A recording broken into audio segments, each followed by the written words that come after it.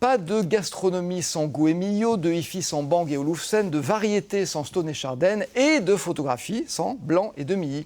Les deux photographes lyonnais sont certes un petit peu tombés dans les oubliettes de l'histoire, mais ils ont connu leur heure de gloire. Plusieurs décennies même, durant lesquelles leur studio était pris d'assaut par les bourgeois de l'époque, désireux de se faire tirer le portrait. Un travail commercial doublé de travaux personnels que l'on redécouvre aujourd'hui grâce à une exposition proposée par le pôle de photographie de Givors, expo présentée au musée Nicéphore-Niepce de Chalon-sur-Saône jusqu'au 20 septembre. Expo accompagnée d'un livre, d'un très beau livre. Le voici, je le tiens entre mes deux petites mimines. Voilà, il s'appelle tout simplement Blanc et Demilly, le Nouveau Monde. Il est édité chez Lieu-dit. Et avec nous, nous avons le plaisir d'avoir Céline Duval, qui est la directrice du pôle de photographie de Givors. Bonjour, merci d'être avec nous. Bonjour. Bien réveillé comme moi ce matin? Ça va. Alors pendant près de 40 ans, entre 1924 et 1962, Théodore Blanc et Antoine Demilly étaient les photographes incontournables de la région lyonnaise. Pour quelle raison d'ailleurs? Alors justement, parce qu'ils ont tenu ce studio pendant 40 ans, ce qui est assez incroyable. Dans les années 30, les gens se faisaient tous prendre en photo une fois ou l'autre par Blanc et Demilly. Et on raconte même que pas une seule communion se passait à l'époque, une seule profession de foi, sans le passage obligé par le studio de ces deux plus grands photographes de l'époque. Comment est-ce que ça s'explique? Parce que ce n'étaient pas les seuls photographes. Qu'est-ce qui a fait ce succès? Alors, ils sont assez incroyables parce qu'ils maîtrisent extrêmement bien la lumière. Et ils ont une maîtrise technique aussi très pointue. Et puis, ce sont des poètes. Ils sont inventifs, innovants, ils cherchent, ils sont tout le temps en éveil. Oui, on sait que le grand public, face à l'innovation, parfois, il est un petit peu frisquet. Mais là, c'est vrai que c'est un talent qui explosait tellement que les gens sont précipités vers leur travail. Oui, c'est ça. Et puis, ils étaient très, très prolixes aussi, tous les deux.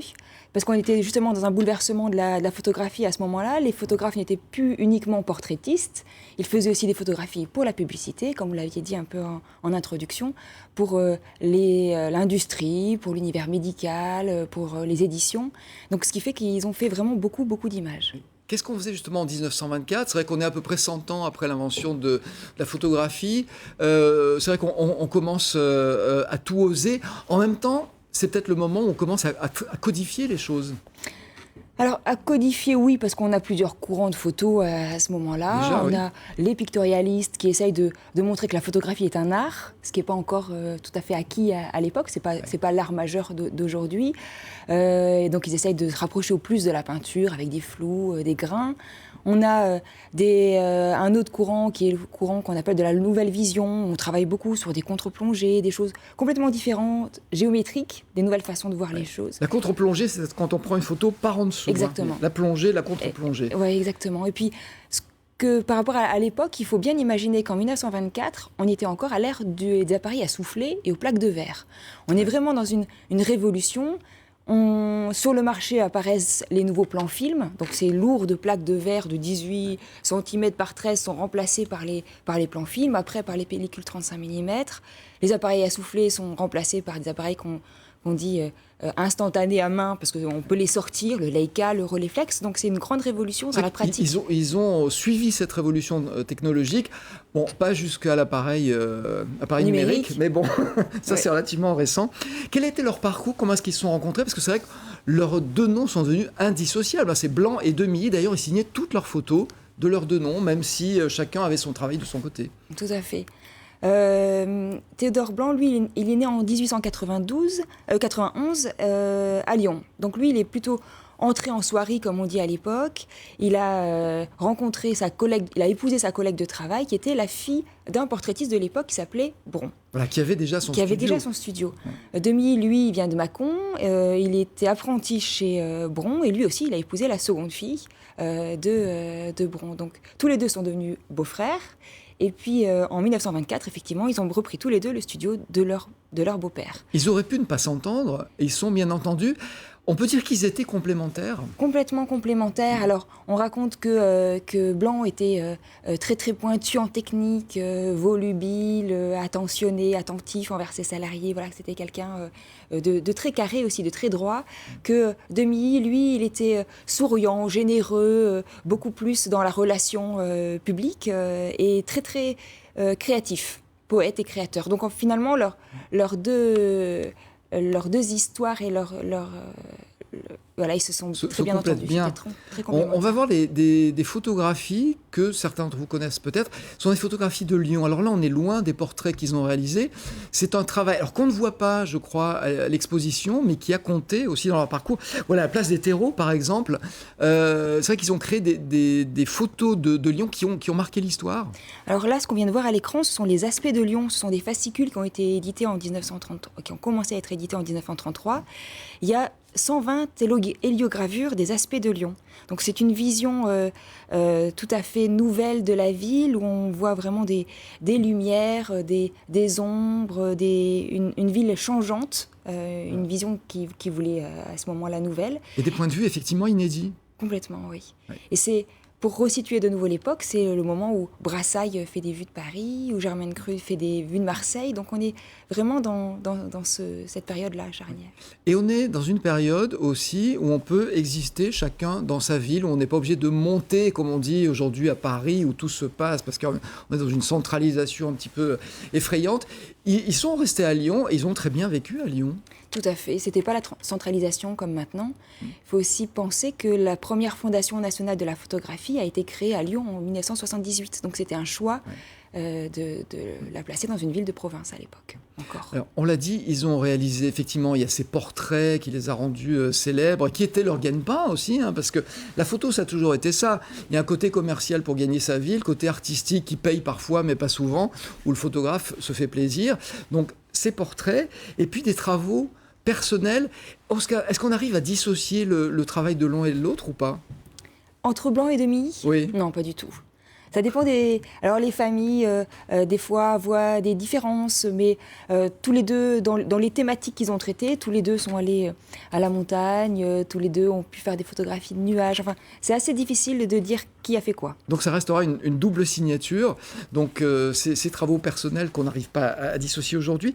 Ils avaient donc ce studio qui faisait travailler, je crois, 30 personnes. C'est vrai que c'était une vraie entreprise. En quoi est-ce qu'ils méritent aujourd'hui de figurer aux côtés des plus grands noms de la photographie ?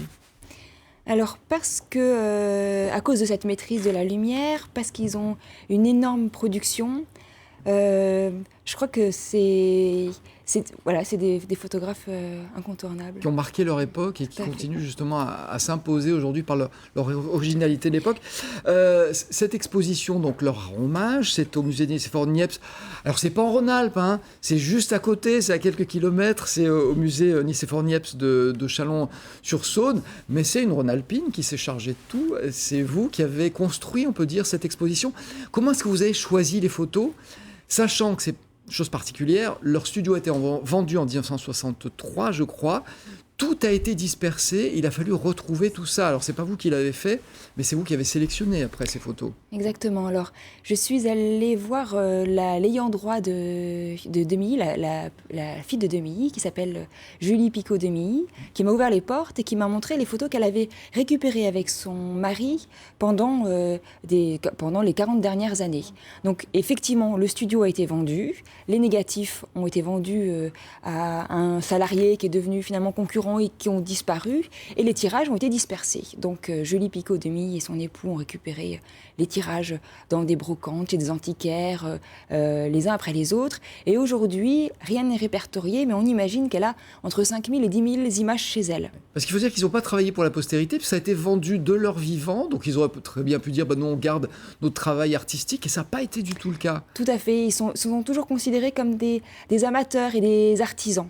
Oui, ça fait des gens modestes. Tout à fait, ça fait. Alors comment est-ce que vous avez organisé cette exposition ? Quels ont été les choix ? Parce qu'entre des milliers de photos dans lesquelles vous pouvez puiser et puis le résultat, il faut faire des choix cruels peut-être. Bien sûr, alors effectivement j'ai vu les 10 000 photos, j'en ai d'abord gardé 500 que j'ai découpées, collées, réorganisées. Finalement là dans l'exposition, donc il y en a 85 dans le livre. Ouais. Ce sont des photos qui, pour moi, mon premier travail, c'était de déconstruire tous les groupes qui avaient été faits jusqu'à présent. On a l'habitude, pour les photographes de l'entre-deux-guerres, de faire des thématiques. Donc les thématiques des vues de Lyon, bien sûr, thématiques nuages, montagnes, des choses comme ça.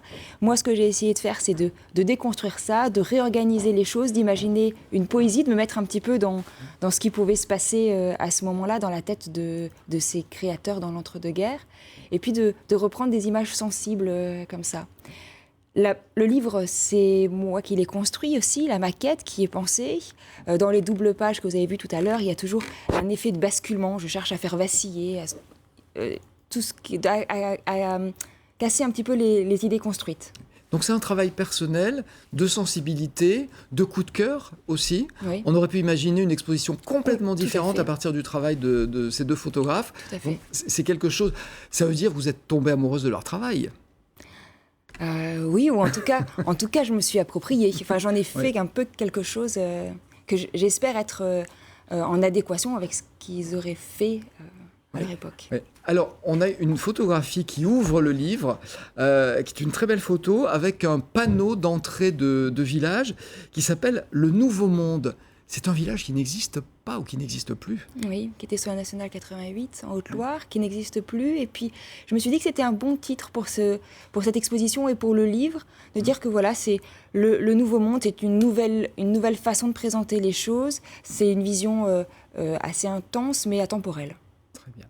Écoutez, merci beaucoup d'être venu nous parler avec passion à la fois de ce livre, de cette exposition. Je le rappelle, donc c'est en ce moment et jusqu'au 20 septembre au musée Nicéphore Niepce de Chalon-sur-Saône, en Saône-et-Loire, pas très loin de chez nous. Donc profitez-en, merci beaucoup. Et c'est l'occasion de reparler de ces deux photographes qui ont été un petit peu, mais pas complètement oubliés.